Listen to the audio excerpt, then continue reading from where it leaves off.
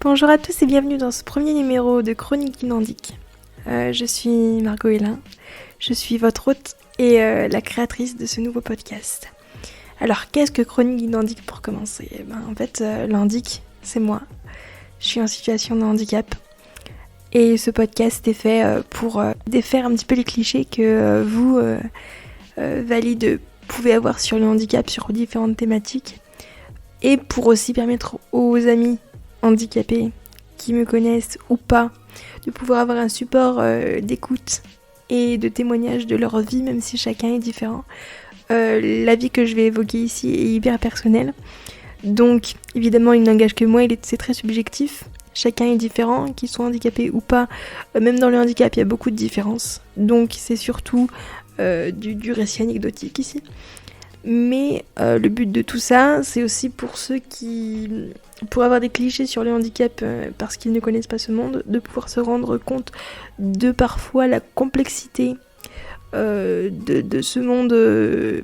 Donc pour commencer, je vais me présenter à vous. Donc je suis Margot, comme je l'ai dit juste avant. J'ai 21 ans et je suis atteinte de ce qu'on appelle la paralysie cérébrale. C'est une pathologie, c'est absolument pas une maladie. Et c'est pas dégénératif. Ce qui s'est passé, c'est que je suis née à 6 mois de grossesse, donc 3 mois avant le terme d'une grossesse classique. Et ce qui fait qu'en fait, une semaine après ma naissance, pour être tout à fait honnête, j'ai fait une hémorragie cérébrale. Donc en gros, pour vous expliquer ce que c'est très simplement, c'est un caillot de sang qui était dans mon cerveau et qui a fait que il y a eu des difficultés à irriguer certaines zones du cerveau. Donc ce qui fait que mon cerveau aujourd'hui ne possède pas toutes les fonctions d'un cerveau classique. C'est absolument pas psychologique, c'est purement neurologique. Là où il y a une différence, c'est qu'en fait c'est moteur, mais c'est régi par les zones du cerveau. C'est pas des problèmes psychologiques d'ordre de la maladie mentale par exemple. Cependant, il y a quand même des facteurs qu'il faut prendre en compte chez les paralysés cérébraux. Il faut savoir que quand on est paralysé cérébral, par exemple, dès qu'il y a un bruit assez sourd ou un événement auquel on ne s'attend pas, on a tendance à avoir ce qu'on appelle le facteur E, qui est symbolisé souvent par des sursauts et où ça peut parfois compliquer la vie de certaines personnes au niveau cardiaque. Il faut pas vraiment rigoler avec ça, on peut s'en amuser quand on connaît bien les gens, mais il faut éviter de manifester ça. Ça peut se manifester par exemple grâce à un bouchon de champagne ou à quelqu'un qui va klaxonner. Ça peut être dû à plein de choses. Et ça peut être déclenché par n'importe quoi. Par exemple, moi, les feux d'artifice, je ne peux pas non plus parce que c'est un truc qui les déclenche et c'est compliqué. Pareil au niveau musculaire, quand on a peur de quelque chose ou qu'on sait que quelque chose de sourd va arriver, au niveau musculaire, nos muscles se raidissent et ça peut être douloureux, désagréable. Et vaut mieux éviter quoi. C'est pas dangereux en soi, et encore pour certains si, parce qu'il y en a certains qui souffrent de problèmes cardiaques, mais vaut mieux éviter de manifester le facteur E de la personne.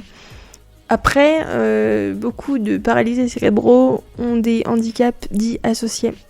Donc moi j'ai un trouble 10 en plus, je suis dyspraxique. Pour vous expliquer vite fait, la dyspraxie, c'est en fait le fait d'avoir du mal à se repérer dans l'espace-temps. Un grand exemple que je prends tout le temps, c'est la droite et la gauche. Si tu me dis va à gauche, je vais aller certainement à droite. En fait, ce qu'il faut, je vais vous donner un petit tips pour ceux qui connaissent pas. Ce qu'il faudrait, c'est plutôt toucher l'épaule de la personne quand on est au niveau de son dos et en gros toucher la personne pour qu'elle puisse savoir dans quelle direction elle va. Ça, c'est un petit tips à retenir pour ceux qui voudraient aider. Ensuite, je vais regarder mes petites notes parce que j'ai pris des petites notes. Vous voyez, je vous mens pas, c'est 100% naturel. J'ai présenté donc en détail ma pathologie et donc ce que ça impliquait et tout. Mais il faut savoir que dans le quotidien, ça implique du coup énormément de choses parce que c'est un handicap moteur et que moi, par exemple, actuellement, je vis en structure médico-sociale. J'ai pour projet d'avoir un appartement adapté dans lequel je devrais normalement déménager en février. On espère, on croise les doigts. Mais donc ça implique aussi des choses dans la vie quotidienne de la personne. Comme par exemple un besoin d'avoir des aides humaines qui te lèvent, qui te couchent, qui te mettent aux toilettes, qui te mettent à la douche. Ça implique aussi l'achat ou la location de certains types de matériel. Je pense notamment aux lits médicalisés.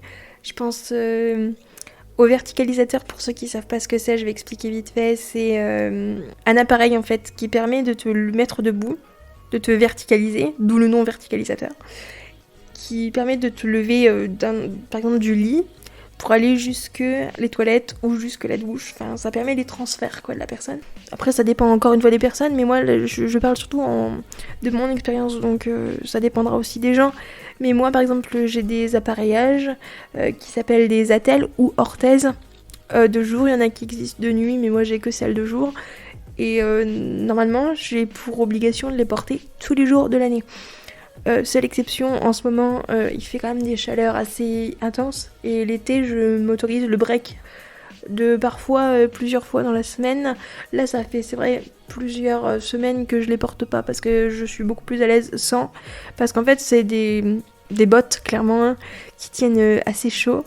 Parce que c'est du plastique avec de la mousse. Donc, au bout d'un moment, on transpire dedans. Et c'est quand il fait chaud comme ça, c'est pas... Voilà. C'est assez compliqué. Pas horrible non plus, mais c'est assez désagréable, on va dire ça comme ça. Donc, au quotidien, j'ai besoin d'aide pour me lever, me doucher, me coucher, me mettre aux toilettes. Au niveau du lever, donc on utilise le verticalisateur.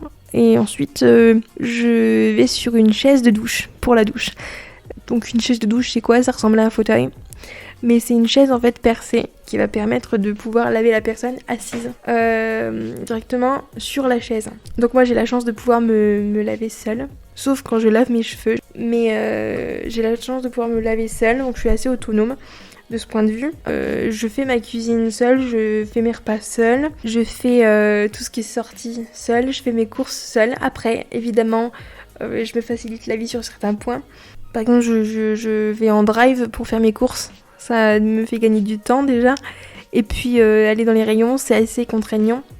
Parce que, finalement, quand on demande aux gens, ou alors quand les gens voient qu'on est en galère, c'est toujours plus compliqué d'avoir à demander aux gens et de dépendre des gens plutôt que de pouvoir faire tout toute seule de A à Z, si ce n'est juste demander au monsieur du drive de mettre les courses dans tes sacs que tu as prévus en amont. Donc, je trouve que cette méthode est plutôt pratique. En plus, ça te permet de comparer les prix au niveau du pouvoir d'achat. En ce moment, on en a tous besoin, on le sait. Voilà.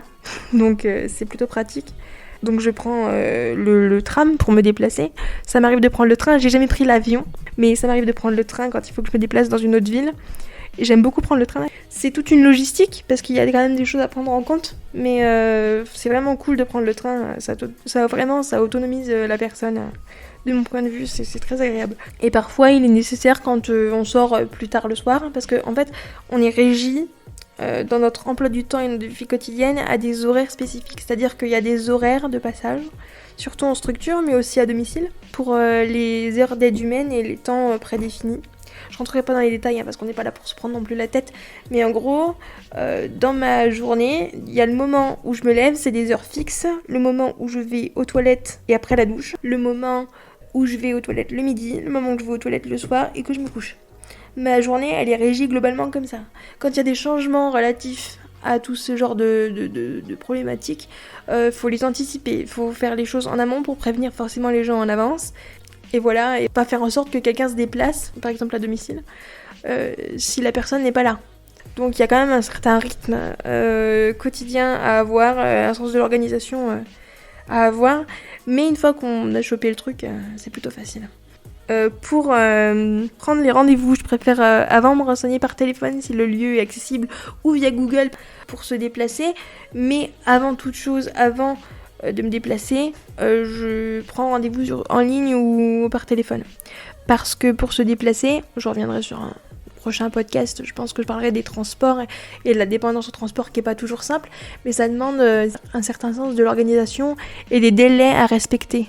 Autant pour les personnes qui prévoient leur trajet que pour les personnes qui organisent les rendez-vous. C'est pour ça que chacun doit s'adapter à l'autre, en fait, tout simplement.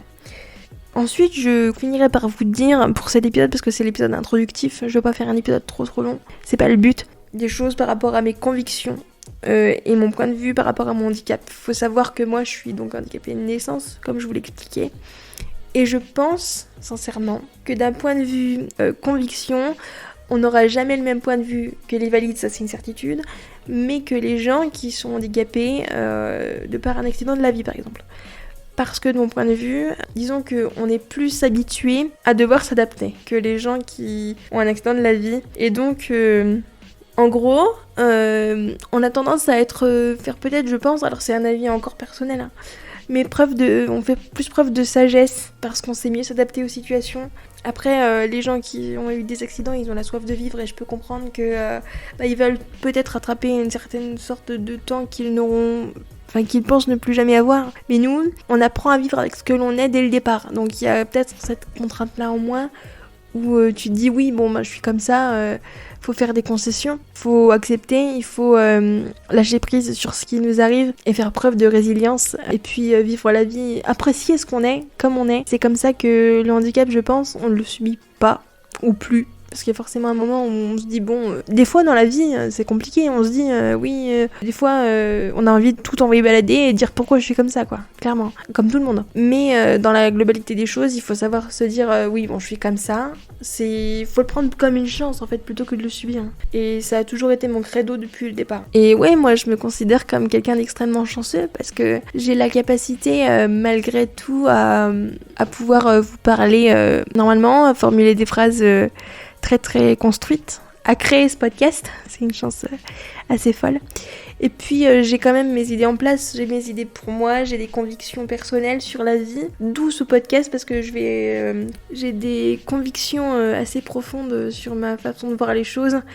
Et c'est pour ça que mon podcast va, je pense, parler à pas mal de gens. Et puis voilà, j'ai la chance de pouvoir m'exprimer, donc je le fais. Je suis pas là à être le cliché de l'handicapé qui ne peut pas faire les choses de sa vie parce qu'il est handicapé, parce qu'il y a beaucoup de gens qui pensent ça. Ou alors, il y a des handicapés qui, comme on leur dit ce qu'ils sont, ils ont tendance à se plier à ça, alors que je suis sûre qu'il y a beaucoup de gens, même s'ils n'ont pas les capacités physiques ils ont beaucoup d'acuité psychologique, psychique, ils sont capables de réfléchir, de formuler des choses, faut profiter de la chance qu'on a et il faut s'en servir, parce que notre voix compte. Et donc dans les prochains épisodes, j'évoquerai différentes thématiques avec vous. Je pense notamment au prochain où je compte évoquer les relations sociales parce que c'est un gros morceau. Et puis voilà, tout simplement. Pour un épisode d'introduction, ça sera peut-être moins long que les prochains parce que j'aurai peut-être plus de choses à dire. Mais en tout cas, voilà un gros pour la présentation. Et ce qui arrivera prochainement, c'est que vous aurez mon avis en gros sur mes expériences de vie sur différents thèmes comme celui que j'ai évoqué juste avant là. Et puis dire que le handicap, c'est pas que le handicap, c'est pas que les contraintes, c'est pas que des difficultés, c'est aussi le droit de vivre comme tout le monde, avec des contraintes qui sont hors de notre portée et de la portée des gens. Et puis voir qu'on est des gens comme les autres, capables de formuler des idées et de faire valoir notre parole, parce que même si on est une minorité aujourd'hui, on est des gens avant d'être des gens en fauteuil. Et pour moi, c'est un message hyper important à véhiculer. Au travers de ma perception à moi, évidemment, mais pour moi, c'est ce que je veux. C'est montrer que, oui, je suis handicapée. Et c'est un handicap qui se voit en plus. On peut pas le louper. Mais il y a des belles choses dans la vie quand même quand on est en fauteuil. Et voilà, moi je veux dire, je vis ma vie comme je l'entends et j'ai une vie de jeune femme de 21 ans classique qui s'occupe d'elle, qui s'occupe de sa vie, qui a des projets, qui a soif de créer, soif de vivre et ouais, c'est important de garder ça en tête, ouais. Puis de pas sombrer dans quelque chose où se dire on est stigmatisé par la société alors que même si c'est vrai de temps en temps, faut pas se laisser marcher dessus, si je puis dire. Parce que, en fait, on est des gens. Je vais faire un jeu de mots nul. Je préviens tout de suite. On est des gens qui avons de l'assise. Et pas seulement parce qu'on est assis sur un fauteuil, mais aussi parce que on a des capacités, on a des idées, des revendications. Et on a autant de poids dans nos actes et nos paroles qu'un citoyen lambda, un citoyen valide sur les situations. Sauf que nous, au plein cœur du problème, on est plus à même de parler de nous plutôt que les gens qui ne savent pas de quoi ils parlent parce qu'ils sont valides et qu'ils n'ont jamais vécu dans un fauteuil. Je suis persuadée de ça. Même les gens, alors, faut dire ça comme c'est, même les gens qui parfois travaillent dans le milieu du handicap, ils nous connaissent de très près, mais ils n'ont jamais été dans un fauteuil. Donc c'est encore un regard différent du leur. c'est important de le prendre en compte, même si évidemment ils sont plus au cœur du problème que des gens valides qui connaîtraient pas du tout le milieu. Mais on ne pourra jamais se mettre à la place de quelqu'un qui a été dans son fauteuil toute sa vie et qui apprend à vivre avec qui il ou elle est. Voilà, enfin, c'est tout ça pour dire que mon podcast, voilà, il sera dans ce thème-là, un petit peu good vibe, sans prise de tête. On est là pour parler tranquillement, on n'est pas là pour évoquer des thèses et des sous-thèses et des antithèses et des prothèses. Enfin, des prothèses, on verra bien, mais je vous préviens tout de suite, ce sera comme ça dans tous les épisodes. Hein. Je suis assez nature peinture, donc voilà. On évoquera peut-être les prothèses plus tard. Sur ce, c'est tout ce que j'avais à dire pour ce premier épisode, c'est relativement court. Si, j'ai oublié de rajouter quelque chose, très important. Par rapport au quotidien que les gens nous imaginent, la plupart des choses que mes amis disent, c'est oui, comment tu fais pour faire ça et tout, machin. En fait, ce que vous, valides, je suis désolée de m'adresser à vous comme ça, mais ce que les valides pensent, c'est clairement que tout n'est que contrainte. Moi, je vous dis, tout n'est pas que contrainte dans le handicap. Et d'ailleurs, il y a même des choses où on peut pas se permettre de dire qu'on est contraint à faire quelque chose. Par exemple, j'ai beaucoup d'amis valides à moi qui me demandent oui, mais des fois, à la douche, il y a des hommes qui s'occupent de toi, et pourtant t'es une femme. Bah oui, parce que c'est leur boulot. Et ils me demandent si ça me dérange. Donc je dis, mais bien sûr que non, parce qu'en fait, déjà, il y a entre guillemets des difficultés à recruter des gens dans ce milieu. Il y a bientôt un manque de personnel dans les soins à domicile, etc. Et donc, tu penses que nous, on va s'amuser à faire la fine bouche, à demander en gros que ce soit que des femmes qui s'occupent de nous parce qu'on est une femme? Non mais, vous voyez, c'est un état d'esprit où clairement, les gens, ils pensent pas de la même manière. Parce qu'ils sont pas dedans. Et moi, je veux que ça change. C'est tout l'objectif de ce podcast. Et c'est une conclusion parfaite sur ce thème-là. Je suis plutôt contente parce que je pense que j'ai dit pour un premier épisode tout ce qu'il y avait à dire. J'espère que ça vous plaira, que vous serez hypés par la suite et que vous serez ravis de suivre le reste des épisodes de cette première saison de Chronique Glandique. Je vous dis à très vite pour le second épisode. Bisous bisous.